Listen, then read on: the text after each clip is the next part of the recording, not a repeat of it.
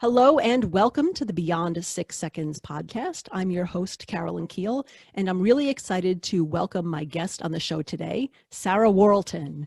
Sarah is the host of the Are You Happy in Your Heart podcast, which was inspired by her global humanitarian work with the organization CHOICE Humanitarian for more than a decade.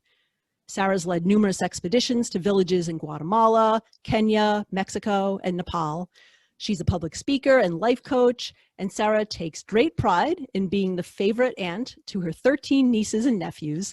She finds solace in hiking the vast Utah mountains, loves cute puppies, and binging the West Wing. Sarah, welcome to the podcast. Hey, thank you so much. I'm so happy to be here. Yeah, I'm so excited to have you here on the podcast today. Yes, me too. Yeah. So, I'd love to learn more about the volunteer work that you've done with CHOICE Humanitarian. I guess starting out by what inspired you to start volunteering there?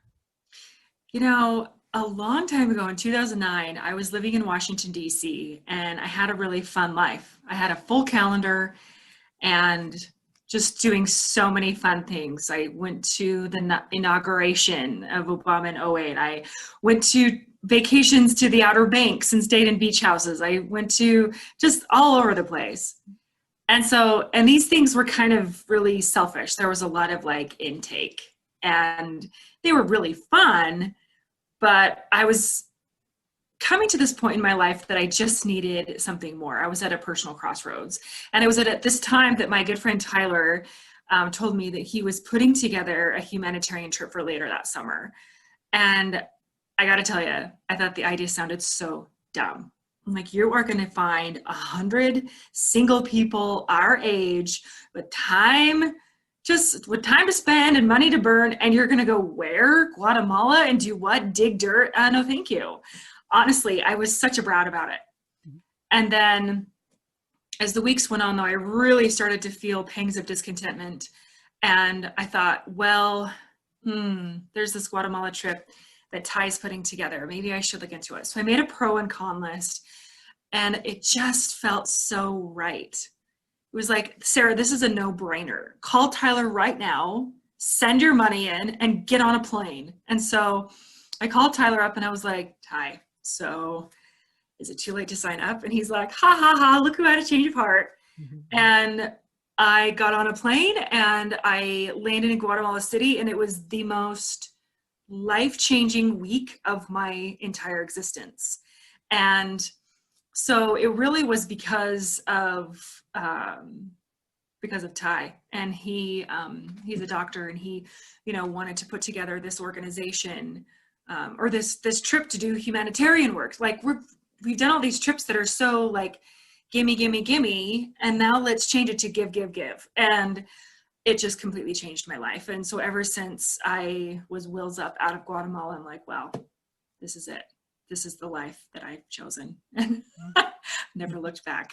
Wow. So that was your first trip. And, said in your bio that you've been volunteering for this organization for 10 plus years. Yeah. Have you gone once a year to different places, or what's that kind of looks like over time? Yeah. So I was a volunteer for one more year after that. And then I became an expedition leader with CHOICE Humanitarian. And so that really opened the door, to go places to go to other countries that CHOICE works with. So to give a little background on who CHOICE Humanitarian is, CHOICE stands for the Center for Humanitarian Outreach and Intercultural Exchange. So they focus on sustainable development projects. So they're not a handout organization. They're more of a grassroots hand up organization.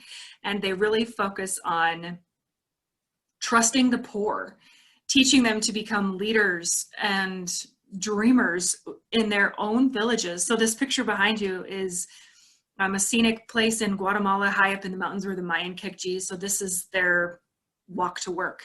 This is their view, and to really teach them to become leaders, to lift themselves out of extreme poverty through sustainable development. So that means education, healthcare, programs that work with gender equality and microfinance, agriculture, things like that they're really, really focused on. So as a leader, I've been able to take other people on these expeditions and kind of see their experiences through these villages, and kind of reminds me of the first time. It's like, okay, now you get it.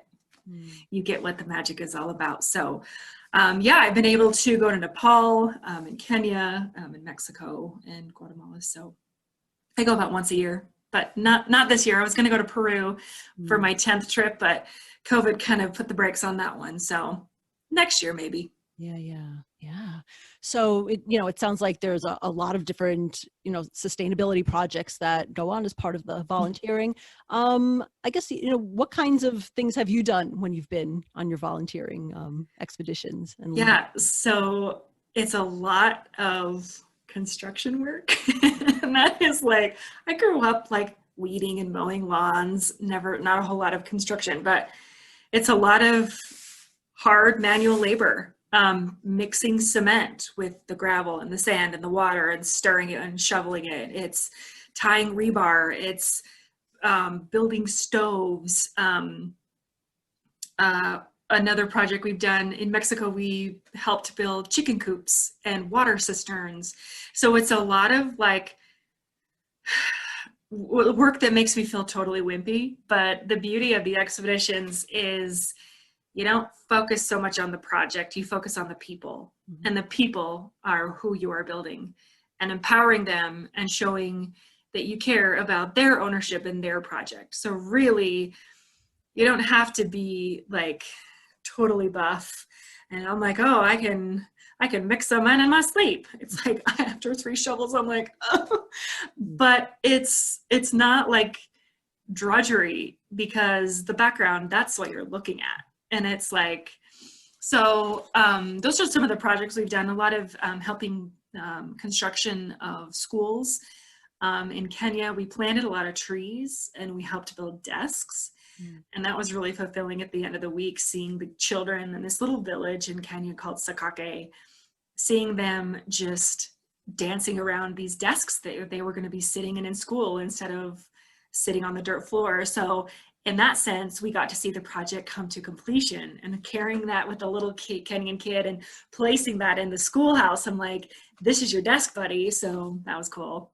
All right, cool. So it sounds like, a lot of it is infrastructure, which is like really critically important. And then, the tools and other things like that, then the people can themselves use to, for education and for better health and, just more sort of easier development if you help kind of build that structure or that foundation. Yeah. And there's a lot of classes. So CHOICE is partnered with this organization called Days for Girls. And are you familiar with them? No. So Days for Girls is an organization that helps educate girls and women and men in third world countries about menstruation. A lot of times there's this mentality that if a girl has her period, that means she's dirty and unclean and needs to be ostracized and stay home from school. But with education and just giving them tools and educated, like, this is what the female reproductive system looks like. Let's talk about periods. Let's talk about your calendar. Let's talk about sanitation and ways that you can still go to school when you are having your monthly cycle. So there's a lot of education classes as well, which I think are really, really cool to be a part of. Yeah. Oh, absolutely. Yeah. So, I mean, it sounds like really it's, while the work itself is, is fulfilling and really critically important, that it's really your experiences with the people that you meet and interact with that it sounds like really stay with you. So you mentioned earlier that it was really life-changing for you. What were maybe some of the experiences that you had that you felt contributed to it being so life-changing? It's being in a place where you've never experienced before. You've never experienced the smells, the air, the food, the people, the language, just so different. And the way that it struck me, and it took a while to process, like, where am I? What's happening?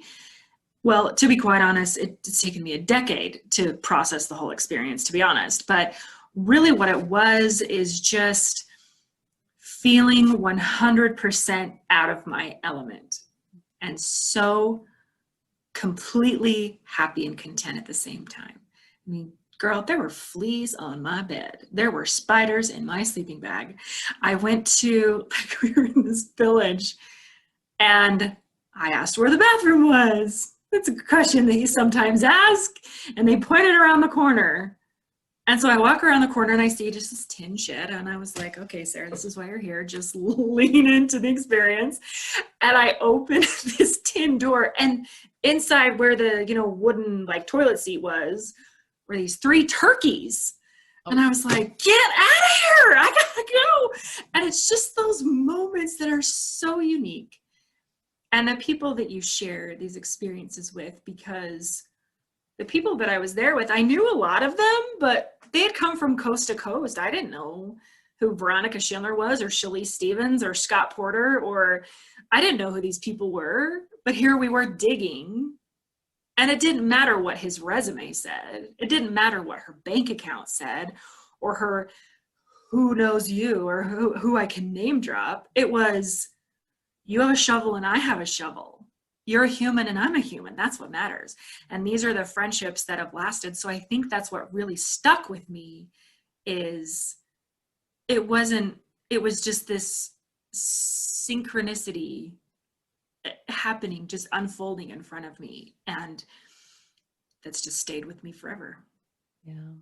Kind of a different perspective on life. It really breaks you out of the mold and kind of what your usual day to day here at home.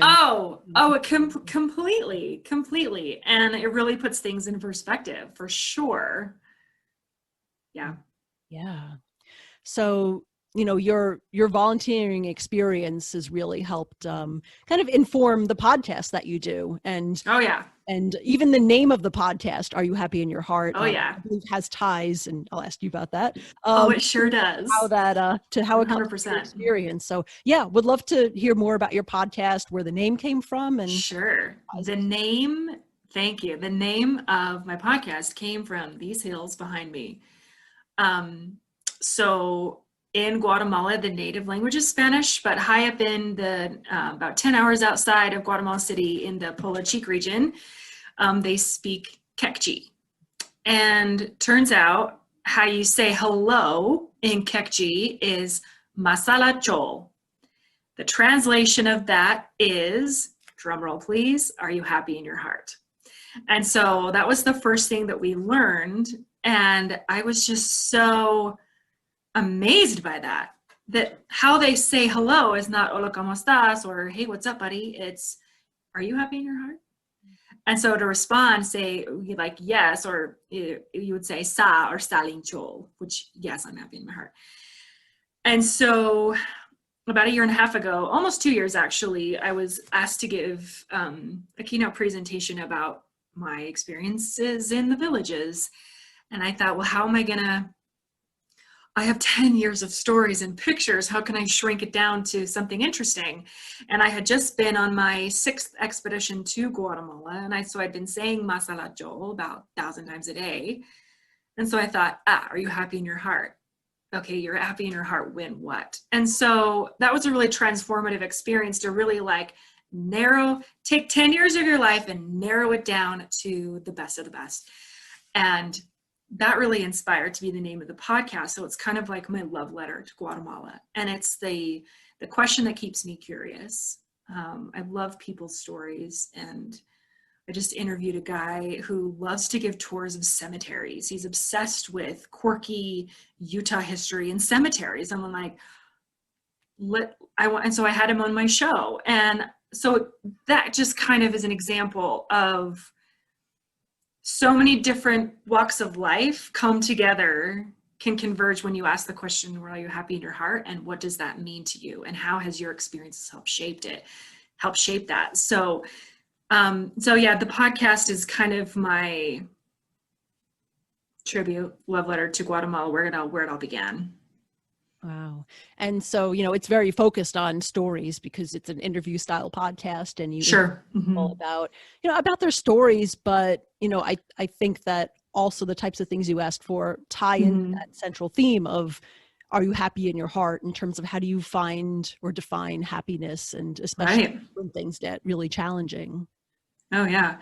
And it's it's really interesting to hear how their experiences have helped shape that. And at the end of my show, I always ask the same 2 questions. Because of your experience, fill in the blank, happiness is and happiness is not. And it's so fascinating that those answers are never the same. Wow. And just, I mean, the answers that I hear from that are just really make you stop and think, well, what is really happiness to me? And it's interesting, you know, podcasting, as you know, just kind of takes on a life of its own. And I have found that the people I interview at the time, they say something that I refer to later of whatever I'm going through, and whatever they said, somehow it applies to what I'm going through at that moment, whether if it was 6 months ago or yesterday. So it's like these little nuggets of wisdom that I get from other people's stories about their perspective and how they view happiness, which is something we all want, something that we're all in the pursuit of. Mm-hmm. And it usually just kind of turns a little light bulb on. So it's been interesting. Yeah, that's interesting that people, it sounds like everybody defines happiness or finds it in a different way. Oh, for sure. It's fascinating. Yeah. I guess I understand why it's sometimes so hard to define and so hard to find sometimes, but yeah. Yeah, and it is. And I got to tell you, like this year, it's been taking a beating. Yeah. Let's just be real. It's been dang hard. Mm-hmm. And I had a friend just the other day, I hadn't heard from him in months. He's my friend that lives in Los Angeles. He texted me out of the blue and he said, "Are you happy in your heart today, Sarah?" Mm. And honestly, the answer at that exact moment was no, I'm not. And so, but then what I got to thinking is, so what did you do? What were your steps to move forward? Well, I put my headphones on, I got to work, I listened to my favorite Pandora station, I cracked a Diet Coke, and you carry on. But when I think about what made me happy in my heart, truly, when you look back on it, was someone cared about me and they reached out. I had an ice cold Diet Coke, which means I have, you know, and Pandora and internet and the windows and the sunshine, which means we're living our lives in abundance. So that kind of brought on a new definition and a new way of looking at it is, are you looking at it in the day-to-day, the little things, or are you looking at like the bigger, you know? And so it just, the answer for me changes from day to day. Mm-hmm. It can, for sure. Yeah. And especially during this time when, you know, so many of the things that we take for granted or have taken for granted, so many of us years and years are just, you know, on hold or gone or completely changed. Completely. Yeah. You know, someone told me once early on when it was like maybe the beginning of April, I was on a phone call with my friend and I was like, what am I going to do? Mm-hmm. My job offer just got rescinded and I'm living at home and I'm 39. Like, what am I going to do? You know, and COVID and everything was in shutdown. And I was like, and she said, it is fertile ground for you to build something new. And at the time I was like, I have no idea what that means. Because I was so, I mean, I think a lot of people can relate, like it's kind of altered our mental state a bit, for better or for worse. And for me, it took a while to, you know, tighten my bootstraps again. You know, it took all summer. And I realized that in that moment, I'm like, okay, I'm going to become a life coach. Let's do this. Because I'm having a hard time figuring my life out. I'm going to help other people in the process. The internet is an endless web of information. Let's go. And so once I started really studying that and starting like taking practice clients and taking what I'm learning, that helped me lift me out of my COVID funk. And so that's been the fertile ground that I have kind of replanted. It's been very unexpected. Wow. Yeah. And I'd like to dive into that story a little bit if you don't mind, because please. Yeah. So many, you know, I think so many people have had their lives upended and I just talked recently to a couple people who, you know, have been laid off from their jobs or have Oh yeah. lost work or just Your dream job just never happened. exactly. Mhm. So it's, Yeah. and I feel like it's important to share these experiences and see how people are Sure. kind of getting through things. So, you mentioned a little while ago that you had a job offer that was rescinded, but Yep. you moved for that offer. Is that correct? Oh, well, now let's like rewind just a tad. So I was living in Denver, and about a year ago, maybe around Thanksgiving time, I started to feel like the Denver chapter was just kind of coming to an end. I was kind of feeling a pull. So when I got home from Thanksgiving, meaning I got back to Denver after the Thanksgiving holiday, it became very clear you need to move home and you need to do it right now. Oh. Thought, okay, let's just break this down here for a second. Do you have a job? No. Do you have like time on your lease? 6 months left? Yes. Is it winter? Yes. Or do you have a bunch of furniture? Yes.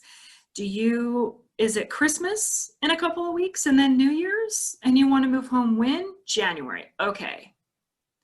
But I couldn't deny God, the universe,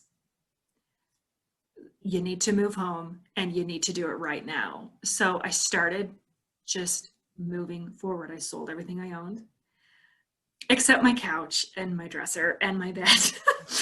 And little miracles, things just lined up one after another. It was crazy. And then I got on a plane, like I could just go on, but there's an episode that I did on my podcast called A Rocky Mountain High and Goodbye. That is the only episode that I've done that I haven't interviewed anybody. And it was kind of my tribute to, this is kind of what happened. So I got here in January and life was great. I had like 6 weeks of just playing with family, going to the Sundance Film Festival. Life was great. Okay, Sarah, let's get a job here.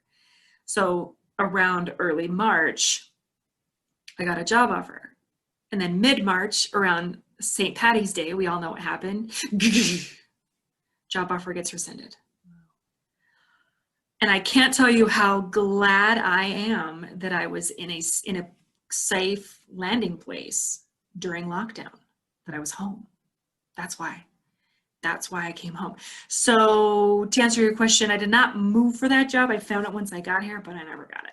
Wow. And home, you mean, is Utah? That's where you're originally. Yes. Lehi, Utah. Yep.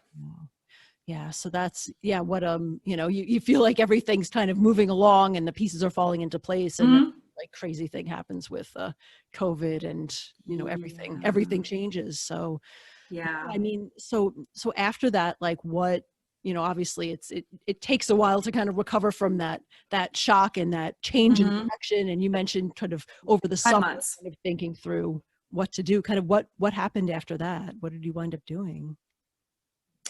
So it was a really hard summer. It was a lot of what the heck am I doing? And it was a lot of job searching and a lot of rejections and a lot of, I had to do 2 rounds of quarantine because I got exposed to COVID. Thankfully, I haven't had it. But I live with someone who's high risk. And so I had to be quarantined for 14 straight days. I did 2 rounds of that. And it was just a lot of job searching. And honestly, it was a lot of rejections. And it was just a big, giant, it was really hard. Like, what words do I use to describe? But honestly, I'm someone who loves to write. And that's kind of how I process things. And I love writing poetry. And as cheesy as that sounds, that's kind of my way of taking events that have happened in my life, putting it together in a really creative way. And this happened on a day that I was on the phone with, I'm sure people can relate, with the unemployment office. I was on hold for 3 hours and 41 minutes. But yeah. And this isn't to show my suffering CV, but I mean, this was during that time I did productive things, but that's when Sarah hit rock bottom. And that's when I wrote this poem. I'll have to share it with you, not right now, but I can share you the the text.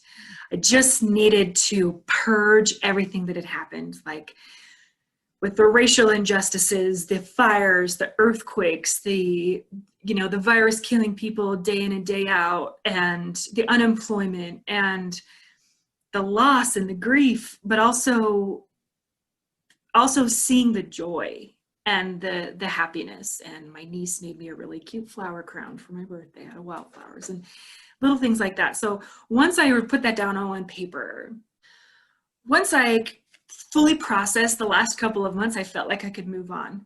And so right after that, I got a temp job, and I've been doing that for a while, and I've been studying life coaching, and that's helping me. That helped me. That kind of turned the tide a little bit. Something that I wasn't expecting, but if you would have said, hey, you should be a life coach, and if you would have told me that in March, I would have been like, I am in no place to talk to anybody about moving forward, because I have no idea, because I am like planting a lot of flowers and going on a lot of walks and doing yoga online. But yeah, so it's been a roller coaster, to say the least, but also a lot of growth has happened. I'm sure that I'm noticing some of it, but yeah, it's been really tough, but a lot of good things have happened as well. Yeah. Oh, yeah. Definitely. And how did you discover life coaching as something that you were interested in? Was it like, did you find a particular like coaching program that interested you, or was it someone that you talked with, or how did that come about? Gradually.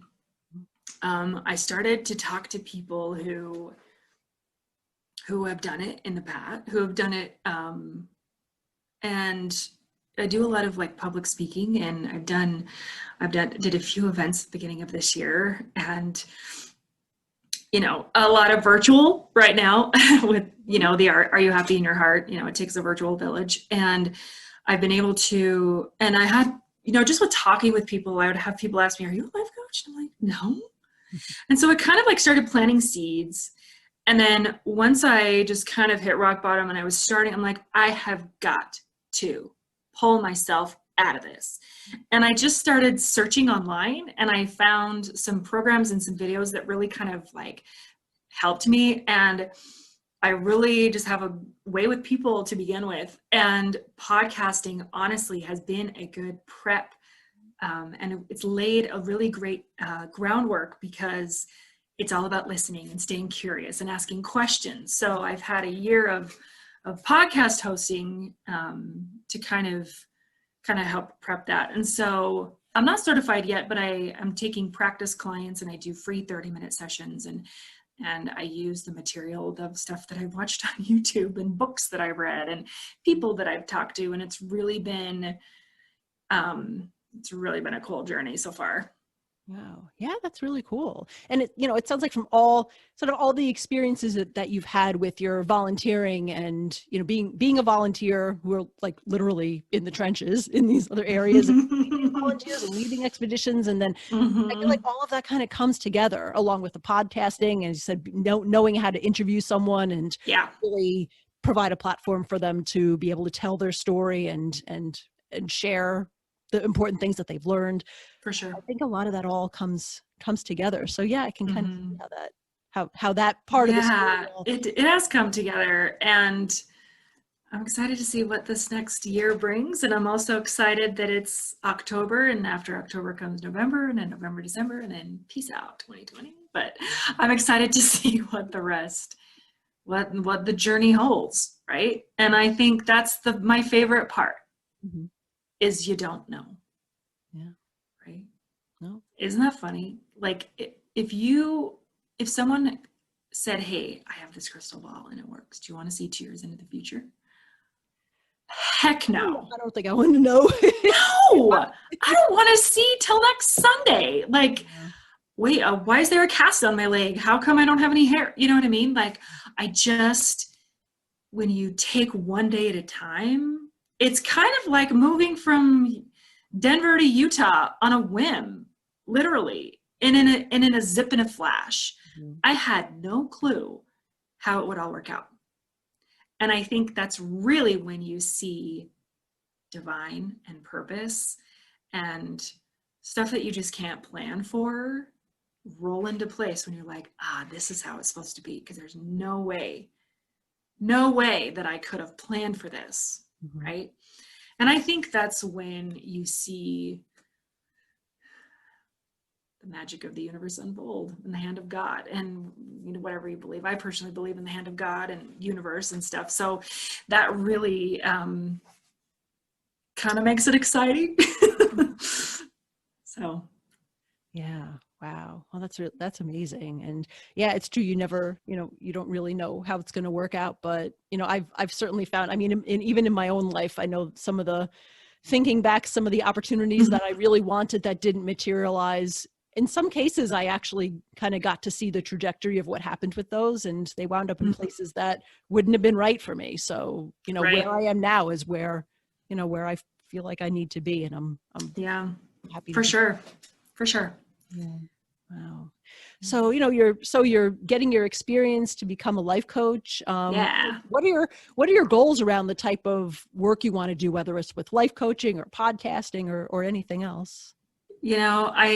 I love public speaking, and I love doing it in a virtual space, and I love more opportunities to do that. I've been able to do my virtual keynote in the past couple of times, and it's been awesome. And I think that I have a really unique approach to finding happiness and purpose wherever you are on your life path. And that's the whole point of why I put my website together, and did that first presentation that I gave really just springboarded all of this. The podcast is almost 1 year old. Oh. Yay! So this is podcast birth month. And so my goal is by this time next year to have at least double the amount of listeners and downloads that I have now. And really, I just added it on Spotify just today. Yay! And with the life coaching, I would love to be connected with people.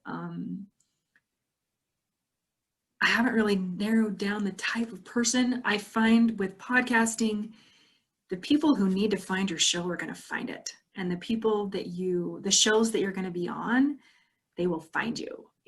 I really believe in an organic approach. I have a lot of people email me saying, hey, you have a podcast. You want to hire me to get 10,000 followers? I'm like, no.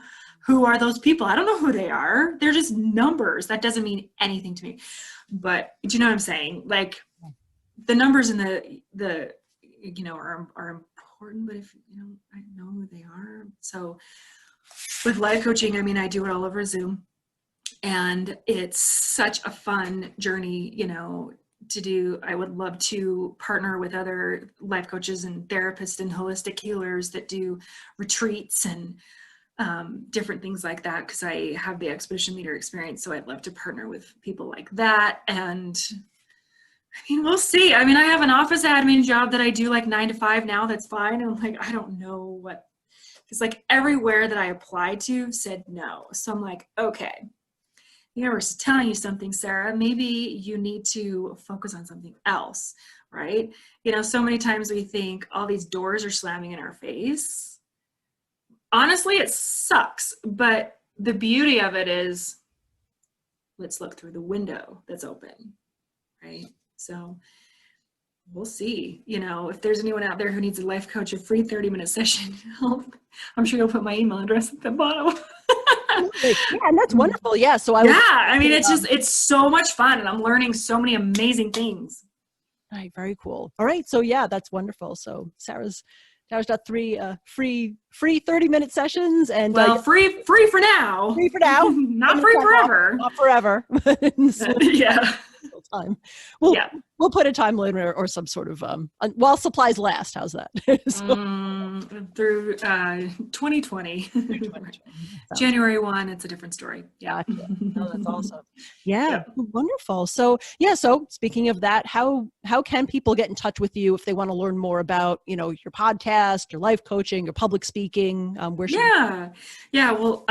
before I do that, if you're interested in the work that CHOICE Humanitarian does, obviously they're not doing expeditions over 2020, but that's not going to be forever. just to find what the work that they do and what they have done and different things they've got their hands in. It's choicehumanitarian.org. You can find my podcast, which is called Are You Happy in Your Heart? It's on iTunes. It's now on Spotify. Stitcher, Google Play. And my website is sarahjworlton.com. Sarah with an H, J for Joe, WORLTON.com. And then that has my podcast. And, you can email me directly on there. I'm also on Instagram at Sarah S.J. Worlton. Yes. That's what I am. Yeah, at SJ Worlton. And yeah, I'd love to connect with anyone who feels called to, right? Right, very cool. All right, yep. The show notes so that people can get those. Oh, thank you. Yeah, so yeah, thanks again, Sarah, for being on my show. And thank you. Yeah, as we close out, is there anything else that you'd like our listeners to know, or anything else that they can help or support you with? Oh, that's so great. One thing I would say to your listeners is be kind to yourself. 2020 is tough for everyone, but there is sunshine breaking through the clouds if you look for it. I know it. And sometimes it's so hard, but just to be kind to yourself. And I would say if there's an organization that is out there that needs a motivational speaker, I'd love to be connected to you that way as well, if it calls to you. And yeah, namaste. Hey, thank you so much. Really enjoyed talking. Thank you. Thank you. It's been so much fun.